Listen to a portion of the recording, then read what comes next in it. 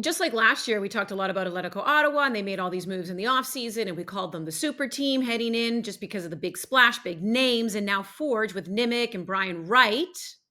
You know where I'm going with this. There are also reports indicating that soon they will be adding Rezat Rama and Mo Babuli. So if they do, in fact, do that, or maybe with the moves they've already made, I don't know if you're prepared to call Forge a super team. Me? Yeah. I mean, I find this funny. Like, do you need us to call Forge a super team? Like, they've won 4 titles in 6 years. They already are a super team. Like, they've been a super team every year. So if you want to call them that this year, then sure, go ahead. This is business as usual for Forge.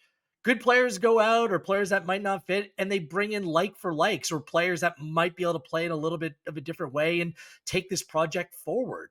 They have been a super team really since day number one. The hope is that other teams show that same wherewithal. They actually come together with some superpowers in order to, throw some kryptonite their way. But that simply just hasn't been the case. It's been Cavalry, it's been Forge. And by the way, like, I hope that Canadian Premier League fans take notice of this stuff. Like, we, the media, get these press releases all the time when players go and sign for teams. It's like, Pacific FC sign so and so, midfielder blank. This press release with Dan Nimick says Forge FC signed star Canadian Premier League defender Daniel Nimick. Like, they're thrown in your face. Like, we are getting all the best players here in Hamilton. The rest of you in the Canadian Premier League, you can just deal with it.